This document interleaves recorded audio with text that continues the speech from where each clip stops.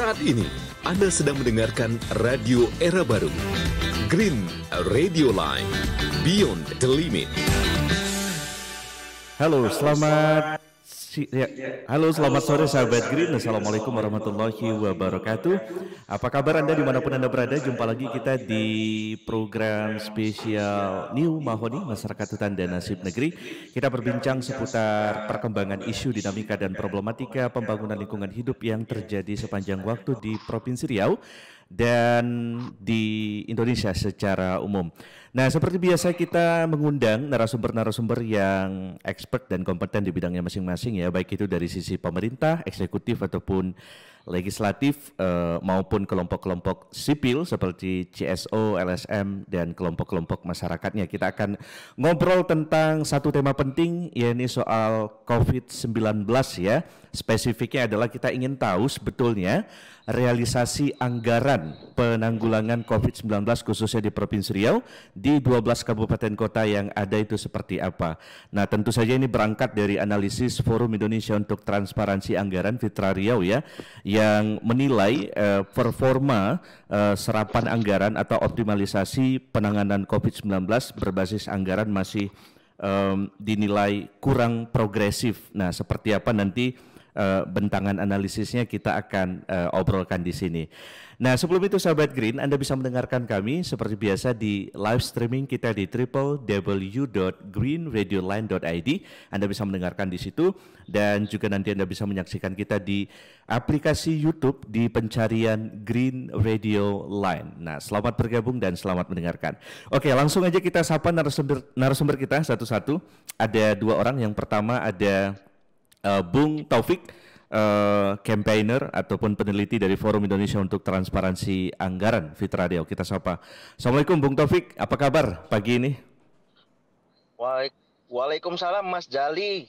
Alhamdulillah sehat. Apa kabar Mas Jali? Alhamdulillah sehat ya. Ya, emang kelihatan sehatnya ya. Tanpa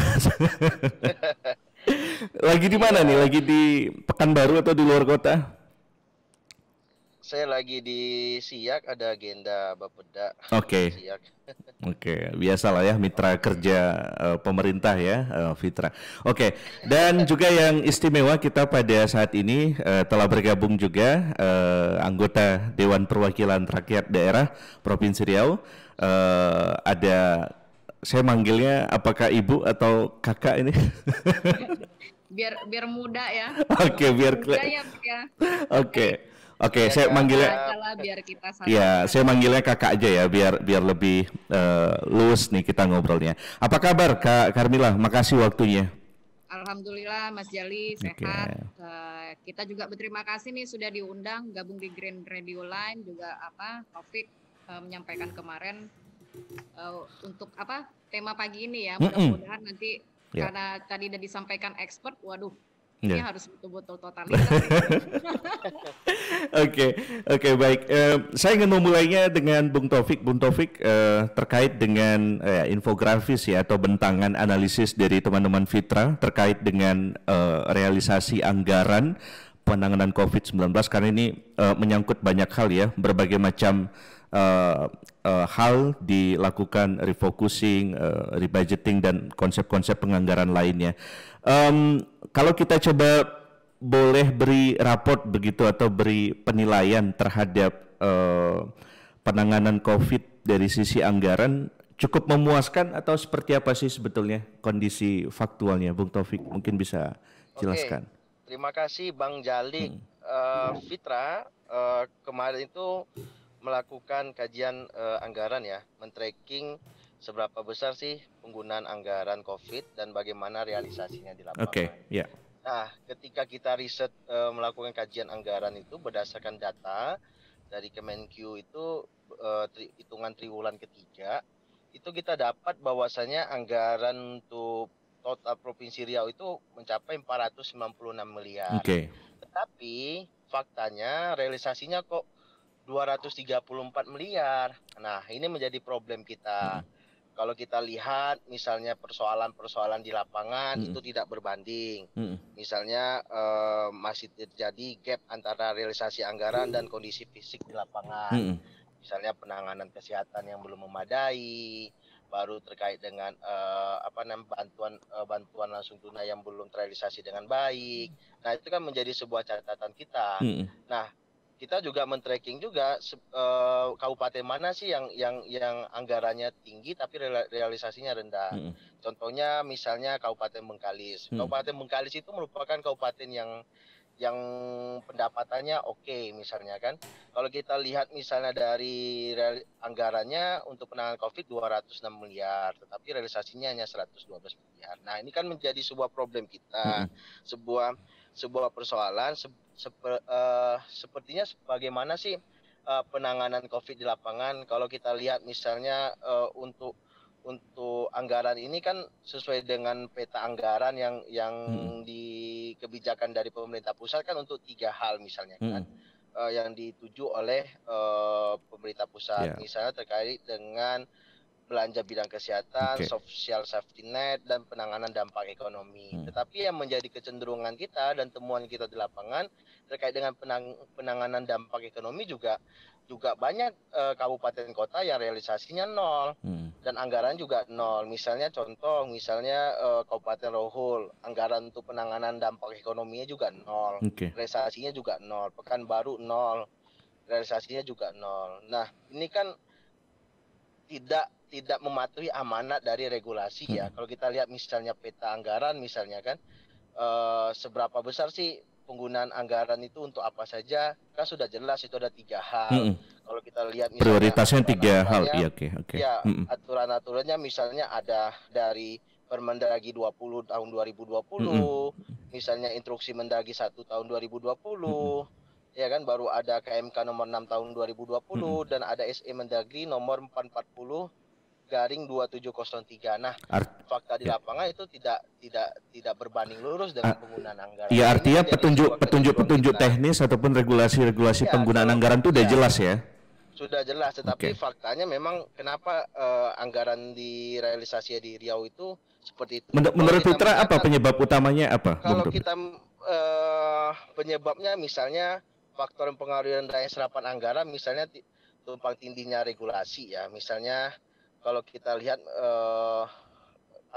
kemarin kenapa sih terjadi persoalan problem itu, misalnya terkait dengan mempengaruhi rendahnya serapan anggaran ada beberapa hal.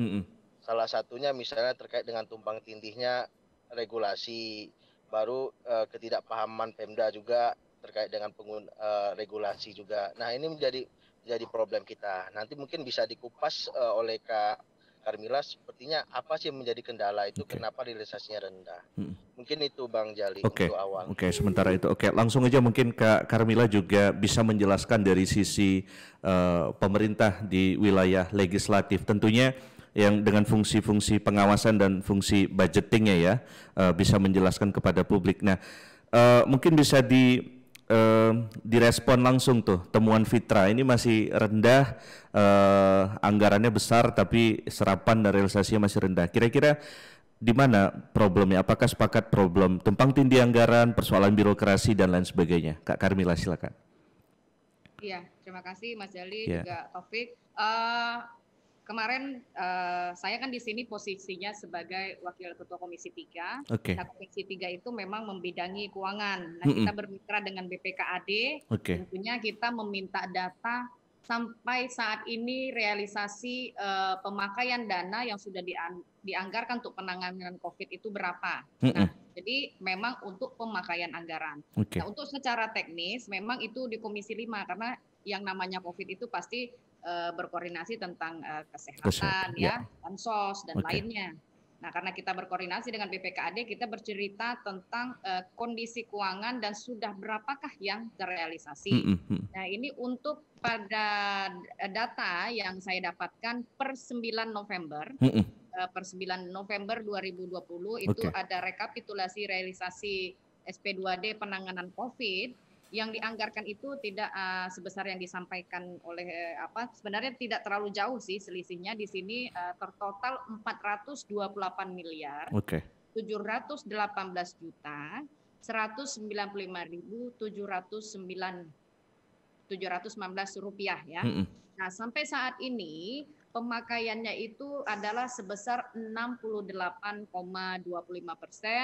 di mana kalau dinilaikan dalam rupiah itu sekitar 292 miliar 610 juta 176.957 rupiah. Jadi kurang lebih 68% itu 292 miliar dari anggaran yang dianggarkan kurang lebih 428 miliar 700 juta sekian itu ya.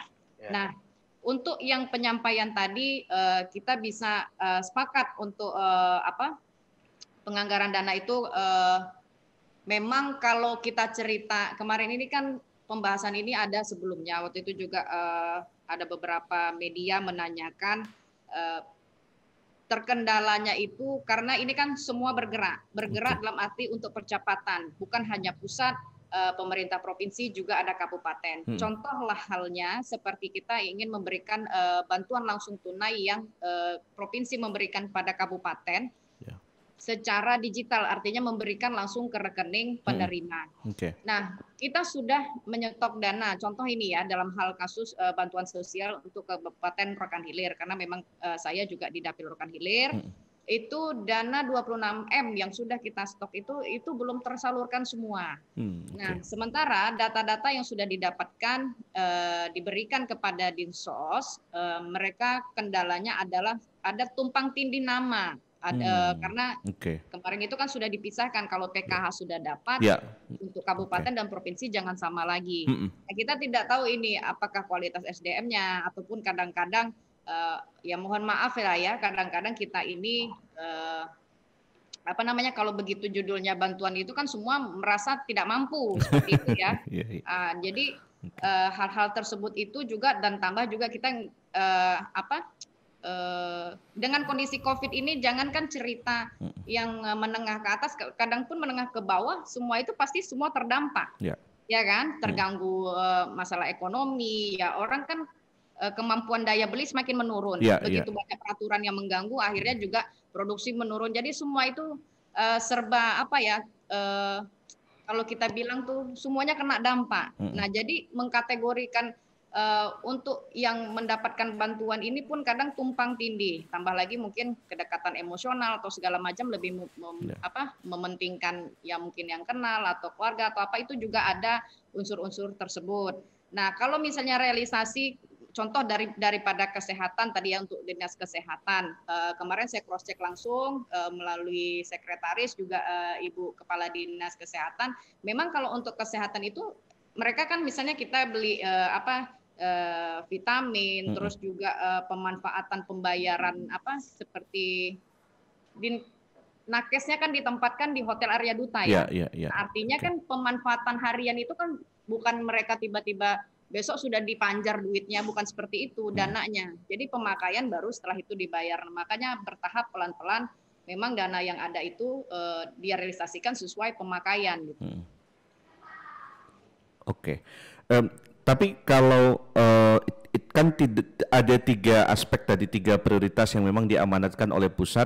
Penanganan COVID itu berfokus pada dimensi-dimensi pemulihan ekonomi, belanja kesehatan, dan jaring pengaman sosial. Nah, saya ingin masuk ke yang soal ini kan banyak yang berdampak juga nih, Kak Karmila. Salah satunya adalah sektor UMKM yang itu juga berkontribusi pada sumber pendapatan daerah, lalu juga ada ekonomi mikro lainnya. Nah, itu apakah juga progresif atau seperti apa? Ya, kemarin untuk dana itu UMKM memang ada pemerintah bekerja sama dengan kementerian mendapatkan bantuan untuk UMKM itu 2,4 juta per UMKM. Per UMKM, per UMKM. Nah, memang dominan lebih banyak nasabah BRI yang mendapatkan. Kita paham karena kalau kita introspeksi diri secara sistem pun, kalau yang namanya bank pasti mereka memiliki survei cross check ya. Dalam arti kata ini nasabah punya usaha apa, kondisi keberadaannya seperti apa. Agak lebih datanya lebih komplit. Beda dengan kita dinas. Kalau saya menilainya seperti itu ya, dengan hasil hearing, kondisi kita lihat di lapangan. Itu untuk sistem informasi seperti itu kita tidak terlalu sekomplit yang dilakukan oleh bank. Makanya beberapa bank yang sudah bekerja sama, nasabah-nasabah itu juga mengajukan dominan lebih banyak mendapatkan bantuan itu melalui ke sana. Nah, tapi tidak juga artinya bahwa kalau kita kan sekarang sudah bergabung nih Dinas Perindustrian, Perdagangan, Koperasi dan UMKM jadi satu berkolaborasi di satu dinas. Nah, itu memang terus ada penambahan kurang lebih kemarin terus menambah 50.000 atau 60.000 UMKM yang sudah disampaikan ke Kementerian Koperasi untuk mendapatkan yang termasuk kategori pemulihan ekonomi. Itu di Riau berapa banyak UMKM yang mendapatkan stimulus ekonomi itu, Kak Karmila? Kalau untuk mendapatkan kita memang belum realisasi, cuman untuk mereka kan boleh memasukkan input data itu melalui online ya. Sudah terdata hampir 60.000 UMKM yang sudah didapatkan dan itu semua data sudah diberikan ke kementerian. Baik. Saya ingin ke Bung Taufik. Bung Taufik, masih soal strategi pemulihan ekonomi berbasis anggaran. Ini kan dengan konsep PEN-nya ya di pemerintah kita lihat sudah berbagai macam upaya dilakukan. Nah, di sektor daerah penilaian Fitra Riau sendiri, apakah kita tahu bahwa ada sumber-sumber pendapatan yang primer begitu bagi Riau, katakanlah dari sisi industri ekstraktif, lalu dari sisi penerimaan rutin ya dari sektor PAD. Nah, apakah Anda melihat strategi-strategi pemulihan ekonomi daerah itu cukup maksimal begitu dilakukan oleh gubernur atau seperti apa? Silakan. Ya, kalau saya lihat memang persoalan COVID ini kan pasti akan berdampak terhadap pendapatan daerah ya. Misalnya terkait dengan realisasi pendapatan dan belanja daerah di Provinsi Riau. Dan kalau kita misalnya lihat pendapatan daerah juga menurun kan, berapa persen dari untuk pendapatan daerahnya. Nah, ini menjadi sebuah problem juga kalau misalnya komitmennya inovasi yang dilakukan oleh gubernur juga belum terlihat soal menaikkan pendapatan ini. Memang hampir rata-rata di daerah di Indonesia itu semua akan terdampak terkait dengan dari sisi pendapatan. Misalnya permasalahan umum aja, misalnya kalau kita lihat ada pungutan terhadap potensi pajak dan retribusi kurang optimal akibat dampak dari COVID, itu kita juga merasakan. Nah, tapi memang strateginya juga belum terlihat di Provinsi Riau bagaimana menaikkan potensi itu. Nah, mungkin progres ke depannya mungkin gubernur bisa memaksimalkan dari sisi pendapatan, misalnya bisa digunakan dari misalnya terkait dengan pengoptimalkan bantuan-bantuan untuk UMKM kan, karena ini kan menjadi persoalan juga. Kalau kita lihat tadi yang saya sebutkan tadi terkait dengan bantuan ekonomi juga masih terlihat realisasi masih rendah, dan ada pula kabupaten kota yang tidak merealisasikan anggaran tersebut atau yang tidak merencanakan anggaran untuk bantuan ekonomi itu. Padahal itu sangat menunjang pendapatan juga apabila kalau misalnya itu terfokus terhadap bantuan-bantuan UMKM. Karena yang terdampak kan yang paling banyak sini kan usaha-usaha UMKM ya. Nah, itu menjadi prioritas kita khususnya untuk kepala daerah, baik itu gubernur maupun bupati. Nah, sangat disayangkan juga misalnya ada daerah yang menganggarkan misalnya terkait dengan bantuan tersebut, terkait bantuan ekonomi, tetapi realisasinya lebih kecil. Misalnya kita bisa lihat misalnya di daerah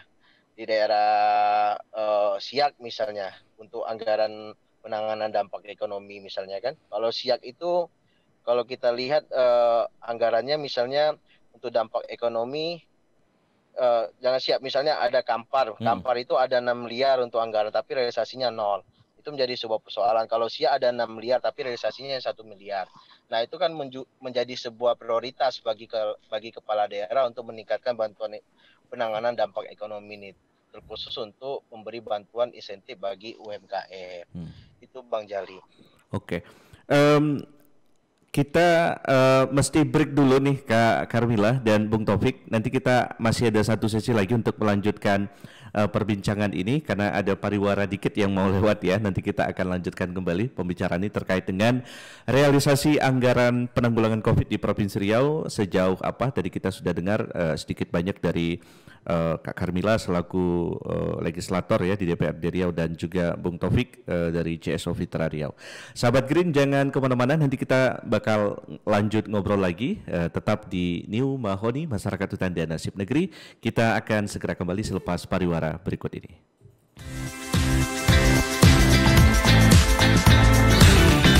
Saat ini, Anda sedang mendengarkan Radio Era Baru, Green Radio Line, Beyond the Limit.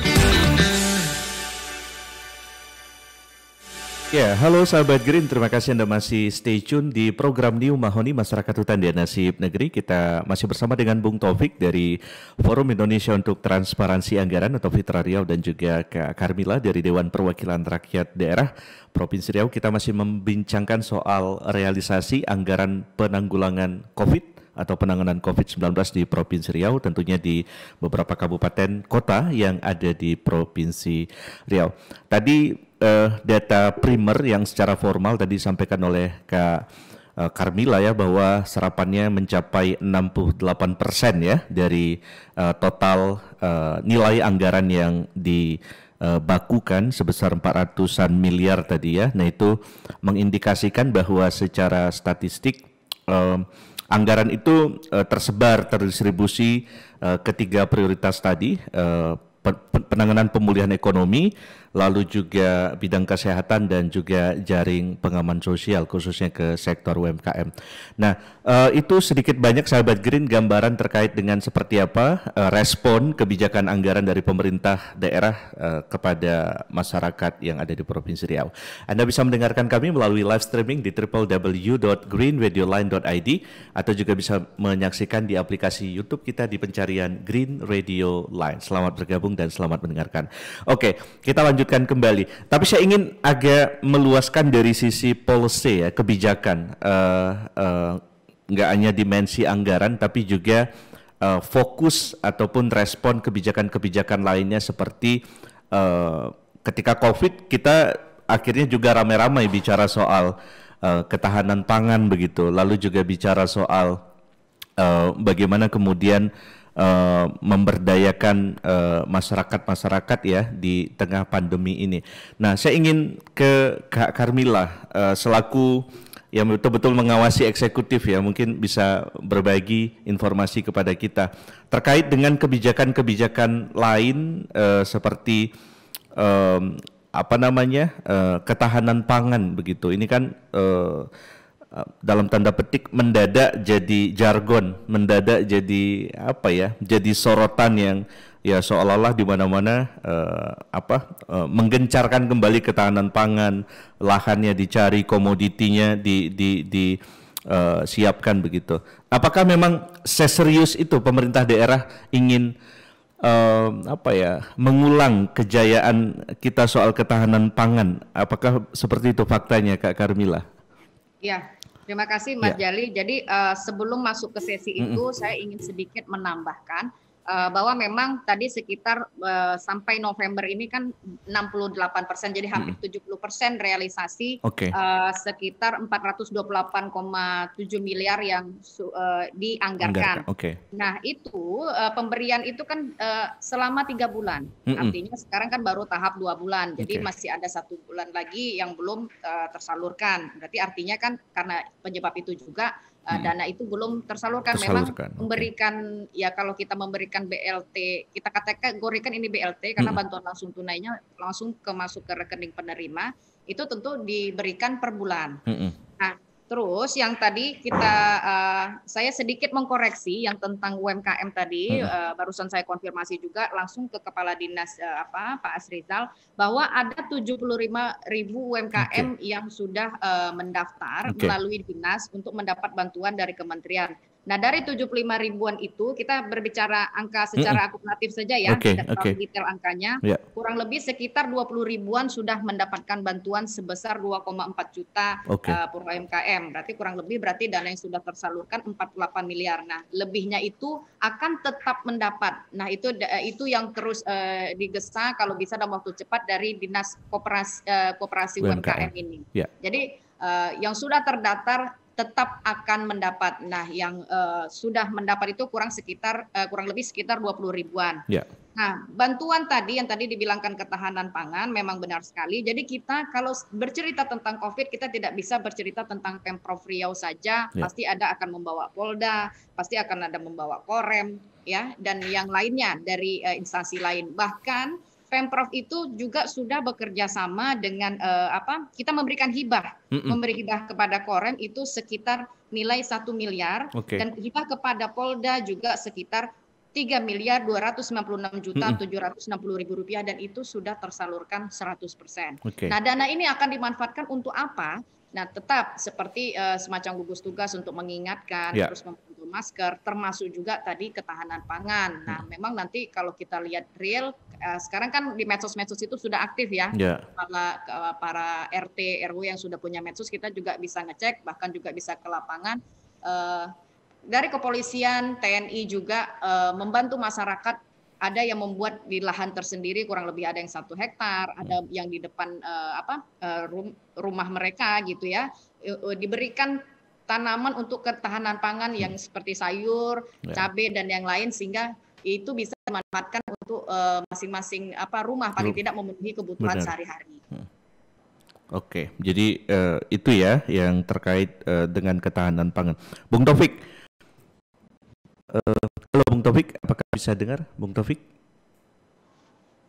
Ya, masih mikrofonnya bisa, oke. Oke Mas, siap. Oke, Bung Taufik, terkait dengan kebijakan-kebijakan sektor lainnya. Oke lah, sedikit banyak tadi tergambarkan bagi kita seperti apa performa dari pemerintah dalam merealisasikan anggaran. Tadi kurang lebih sudah hampir 70% ya anggaran yang sudah terdistribusikan dengan jangka waktu 3 bulan tadi. Nah, ada kebijakan-kebijakan lain yang kemudian mendadak populer begitu soal ketahanan pangan yang saya sampaikan tadi. Anda menilai seperti ini kan bagian dari bagaimana pemerintah daerah meletakkan fokusnya atau memberikan prioritasnya pada dimensi-dimensi lain supaya tetap survive di tengah COVID, salah satunya itu. Bagaimana Pitra menilai itu, Bung Taufik? Ya, kalau kita menilai misalnya ada beberapa hal yang akan diberikan bantuan, misal terkait dengan pemberian bantuan ekonomi misal. Tapi yang menjadi problemnya adalah di lapangan itu pendataannya tidak dilakukan. Pendataannya tidak dilakukan secara baik. Misalnya masih kita temukan di daerah-daerah di 12 kabupaten kota terkait dengan pendataan yang masih serampangan. Nah, kalau seandainya itu kalau misalnya tadi kata Kak Carmila, UMKM sudah diberi bantuan, tetapi ada juga UMKM yang belum diberi bantuan. Nah, setidaknya hal yang harus dilakukan oleh pemerintah dalam hal ini adalah terkait dengan pendataan itu yang harus dilakukan secara baik. Ya, akurat. Karena persoalan bantuan ini kan terjadi pada indikator permasalahannya adalah pada pendataan kan. Nah, kalau misalnya pendataan itu dilakukan dengan baik, otomatis semua akan terrealisasi dengan baik. Nah, itu menjadi catatan kita juga. Nah, perlu diketahui juga kalau seandainya penggunaan anggaran ini juga tidak transparan dan akuntabel, ini juga menjadi permasalahan juga. Misalnya banyak anggaran yang dikucurkan oleh pemerintah, kalau misalnya hitungan dari pemerintah itu ada sekitar 68% yang sudah direalisasikan. Nah, tapi kita juga nggak mengetahui rincian detailnya. Misalnya terkait dengan penggunaannya apa saja. Misalnya ada pemberian bantuan langsung tunai kepada siapa, berapa jumlahnya, misalnya gitu kan. Terkait dengan pengadaan belanja kesehatan, apa saja yang dibelanjakan. Nah, artinya transparansi informasi begitu ya? Iya, nah kalau kita lihat misalnya terkait dengan persoalan dan problem di lapangan misalnya, terkait dengan pengadaan barang dan jasa, terkait dengan anggaran COVID juga masih tidak terbuka pemerintah Provinsi Riau, dan hampir semua daerah di Indonesia juga tidak terbuka. Dan ini menjadi sebuah problem kita. Seharusnya pemerintah itu wajib untuk membuka itu, karena kan sudah ada amanatnya. Misalnya kalau kita mengaca kepada satu regulasi misalnya kan. Nah, ini sebuah catatan kita, karena kalau kita lihat misalnya potensi anggaran COVID ini itu sangat berdampak sekali dengan pengaruh-pengaruh koruptif misalnya terkait pendataan yang dilakukan secara serampangan itu akan mengakibatkan penerimaan bantuan yang salah sasaran misalnya.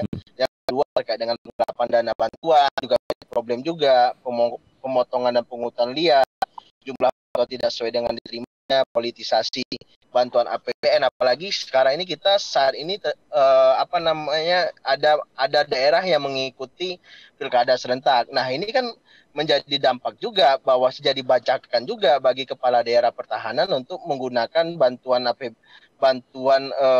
untuk COVID digunakan untuk pilkada, dan ini juga di lapangan juga merasakan hal-hal kayak gitu. Nah seharusnya pemerintah itu juga membuat platform, misalnya terkait dengan keterbukaan itu apa saja yang harus dibuka, sumber anggarannya apa, jumlah anggarannya apa, sasarannya apa, free access-nya seperti apa. Nah, ini menjadi sebuah masukan juga untuk pemerintah. Dan terakhir itu ada conflict of interest, pelaksanaan bantuan di lapangan. Misalnya kita melihat bahwasannya ini UMKM ini diberikan berdampak, tapi yang UMKM tetangganya tidak diberikan. Nah, ini kan menjadi sebuah konflik juga di lapangan. Nanti jangan sampai sesama masyarakat itu terjadi keributan gara-gara kita salah untuk mendistribusikan bantuan. Distribusi bantuan. Nah, ini menjadi sebuah persoalan kita. Nah, tadi ada menyinggung soal pendapatan misalnya. Kalau kita misalnya lihat, misalnya tadi saya sudah singgung, memang hampir semua daerah terkait dengan dampak COVID ini akan mengganggu kestabilan pendapatan daerah. Tapi seharusnya pemerintah daerah juga harus memikirkan, jangan memberikan target terkait dengan pajak itu ditargetkan, misalnya terkait dengan pungutan terhadap potensi pajak dan distribusi kurang optimal akibat dampak dari pandemik ini, jangan dijadikan target. Misalnya pendapatan harus sekian, daerah harus mengejar target segitu. Tapi kita harus juga memikirkan jangkauan kita, karena kan persoalan COVID ini kita tidak bisa prediksi waktunya sampai kapan ini kan. Nah, itu yang harus dimaksimalkan. Memang kalau misalnya kita lihat faktor rendahnya serapan anggaran, memang tadi saya sudah singgungkan ada di seremoni regulasi itu penting regulasi itu menjadi sebuah kendala. Yang kedua ada politis, misalnya dinamika politik kepala daerah dengan DPRD itu juga menjadi persoalan. Tapi alhamdulillah di Riau tidak ada dinamika politik misalnya kan. Yang terjadi hanya di daerah Jember saja misalnya kan, antara kepala daerah dengan DPRD-nya tidak sinkron. Tapi jangan sampailah di Riau terjadi seperti itu. Yang ketiga ada teknokratis, misalnya birokrasi di lapangan yang masih menggunakan pola kerja dan mindset lama misalnya. Dan itu harus kita pikirkan. Misalnya terkait dengan teknokratis ini, hubungan birokrasi itu ya harus bisa melihat fakta di lapangan, jangan hanya sebagai asumsi saja terkait dengan persoalan-persoalan di lapangan. Mungkin itu Bang Jalid. Catatannya memang kalau kita ingin misalnya penggunaan anggaran ini nampak di publik, yaitu ya buka saja anggaran ini. Kalau kita lihat kemarin itu kita sudah berbuih Bang Jali, misalnya kita meminta kepada pemerintah daerah, baik itu kabupaten, kota, dan provinsi, untuk buka dong anggarannya, buka dong realisasinya, buka dong penggunaan lelang terkait dengan anggaran-anggaran COVID itu. Tapi fakta dan realisasinya kan tidak dibuka oleh pemerintah daerah. Dan ini menjadi sebuah persoalan kita juga, dan evaluasi kita bersama bahwasanya pemerintah harus punya dashboard terkait dengan data anggaran COVID-19 yang harus dibuka ke publik. Yang kedua terkait dengan akuntabilitas. Akuntabilitas ini pemerintah hanya mengupdate berapa jumlah kasus, berapa jumlah yang meninggal, berapa yang mengalami yang sembuh. Gitu ya. Tetapi akuntabilitas terkait dengan persoalan laporan juga menjadi sebuah kendala. Misalnya saya khawatir hanya terkait dengan anggaran COVID ini hanya Kak Karmila saja yang mengetahui berapa anggaran dan berapa realisasinya. Kita bisa cross check seluruh anggota DPRD 65 anggota DPRD Provinsi Riau itu punya nggak data anggaran COVID, berapa anggaran realisasinya. Harus meng-cross check, harus menghubungi pihak BPKD dulu kan. Nah, sejauh-jauhnya kan tidak seperti itu. Kita bisa melakukan akses terkait dengan website pemerintah kan misalnya itu. Nah, itu kan juga tidak terlihat. Nah, itu Bang Jali. Baik, ada soal transparansi informasi publik yang disoalkan oleh Fitra Riau, karena memang itu mandat ya dari Undang-Undang 14 2008. Tapi Kak Carmila nih, porsi Anda nih sebagai orang yang selalu berinteraksi dengan eksekutif pasti tahulah soal-soal yang detail seperti itu. Nah, dan tentu menjalankan fungsi korektif pada pemerintah itu harus dijalankan. Nah, apa yang perlu diperbaiki oleh pemerintah, baik itu dalam konteks anggaran, kebijakan, dan transparansi informasi? Kira-kira, silakan. Ya, makasih Mas Jali. Ya kalau kita komunikasinya sama Fitra ya sesuai konteksnya kan, namanya Indonesia transparansi. Artinya selalu terus tuh cerita tentang transparansi. Jadi kadang gini, kalau kita cerita tadi saya mau menanggapi sedikit yang tentang UMKM. Kita boleh bercerita tentang transparansi, kenapa tidak? Karena itu toh juga dananya dari masyarakat ya. Semuanya tentu harus adalah kejelasan untuk itu. Kalau kita cerita tentang UMKM, itu kan ada syarat-syaratnya. Memastikan mereka tidak ada pinjaman di bank, terus juga harus ada NIK, dan itu mereka bukan bukan bagian dari ASN, TNI, Polri atau bagian dari pegawai BUMN, BUMD. Kadang-kadang kan ada yang punya usaha seperti itu. Betul. Kita mengajukan untuk yang 2,4 juta. Nah, pastikan dulu syarat daripada itu terpenuhi gitu. Nah, terus yang kedua, kalau cerita transparansi, tentunya kami ini kan Dewan kan tugasnya ada 3. Dan kita tugas tadi itu tentu fokusnya masing-masing ya, karena memang merupakan mitra BPKAD, kemudahan kita mendapatkan data, tapi pun BPKAD dengan senang hati juga memberikan informasi. Nah, sekarang kewajiban dari kita untuk memberikan transparansi kepada umum itu kan hati-hati juga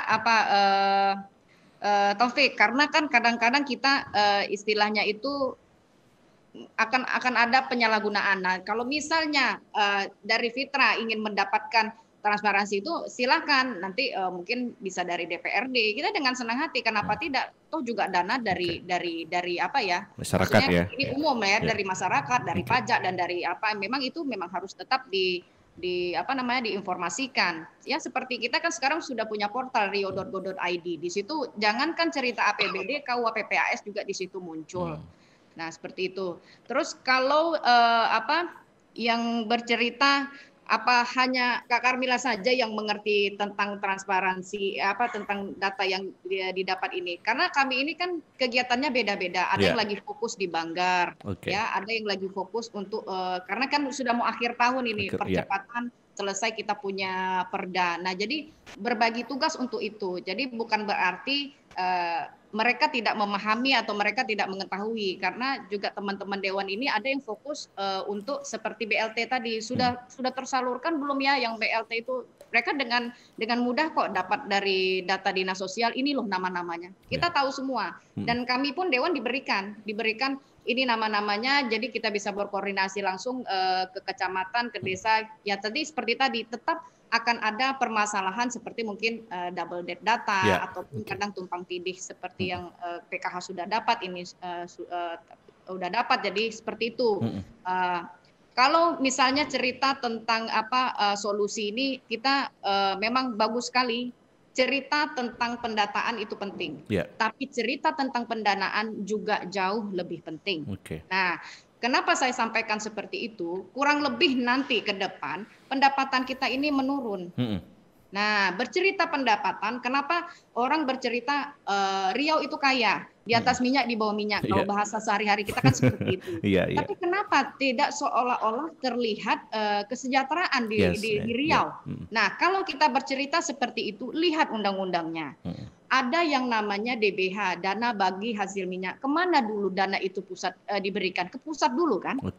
Nah, dana dari pusat itu dibagi per termin. Termin 1, termin 2, termin 3. Bahkan ada undang-undang yang menyatakan termin 3 ini dapat dibayar di tahun depan. Kita ambil satu itu. Terus kedua, masalah CPO. Dianggap pajak penghasilan, tidak seperti komoditas cukai yang kita dapat 350 miliar sekretariat, itulah dapat setiap tahunnya.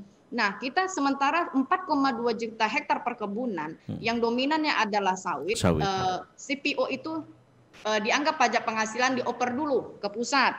Boleh kita mendapatkan dana tapi pakai syarat. Dari dana itu kita hanya berapa persen dapat? Mungkin hanya sekitar 5% pakai syarat harus replanting lah, ini segala macam. Nah, jadi dana itu tidak mudah juga dapat. Nah, jadi kita bercerita pendataan itu sangat baik sekali, itu terus. Pemerintah kan sekarang apa-apa setiap dinas sekarang kan terus memiliki sistem informasi atau aplikasi untuk mempermudah pendataan. Tapi cerita kita tentang pendataan jangan lupa untuk merealisasinya butuh pendanaan.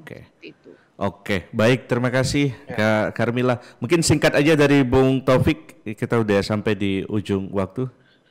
Ya, kalau kita ingin ingin sukses dalam penanganan COVID ini, ya semuanya harus dibuka dan harus ada tanggung jawabnya dari pemerintah daerah terkait dengan kebijakan ini.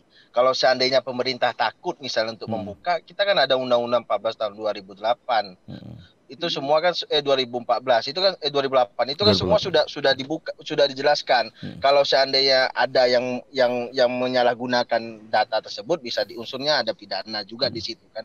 Tapi kan sekarang ini kan politik will kepala daerah itu, mau atau tidak maunya kepala daerah itu untuk membuka informasi ini. Dan itu kalau seandainya gubernur atau kepala daerah itu membuka bagaimana anggaran dan realisasinya, mungkin semua publik akan paham bahwasannya ini seperti ini, ini kekurangannya, berarti ada target yang harus diselesaikan beberapa bulan ini. Tapi kan faktanya tidak.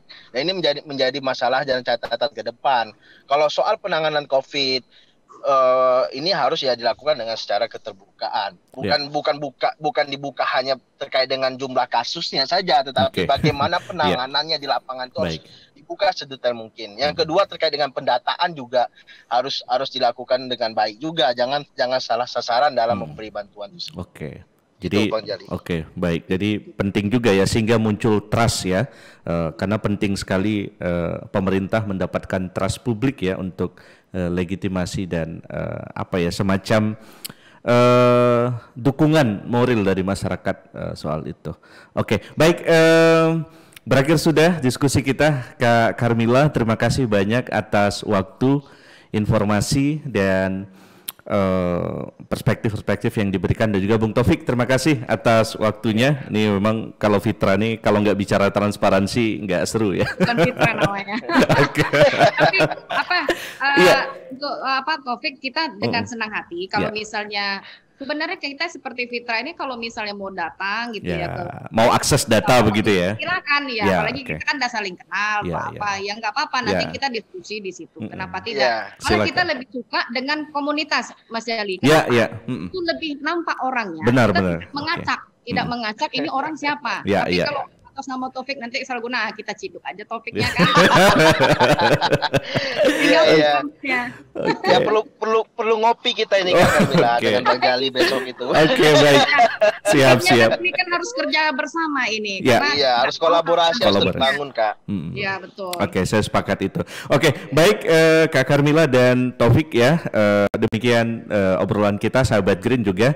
Terima kasih Anda juga sudah stay tune bersama kami di greenradioline.id dan juga di YouTube kita di Green Radio Line. Mudah-mudahan apa yang kita bicarakan tadi bisa menambah nilai informasi buat kita semuanya terkait dengan penanganan COVID-19 ya oleh pemerintah Riau, khususnya dari sektor anggaran. Berbagai macam isu penting tadi soal data, soal transparansi, soal realisasi, dan banyak lagi yang harus sama-sama kita kawal. Dan satu hal kita percaya, semuanya bekerja, itu yang harus kita apresiasi. Semua bekerja, saya yakin semuanya bekerja dengan niat baik.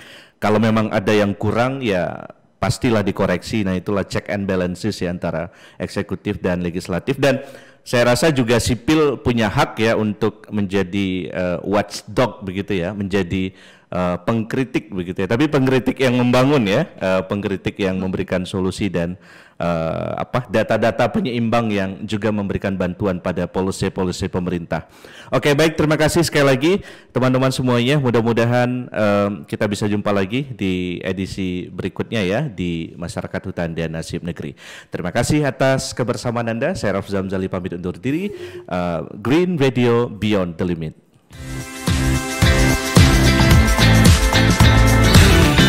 Saat ini Anda sedang mendengarkan Radio Era Baru, Green Radio Line, Beyond the Limit.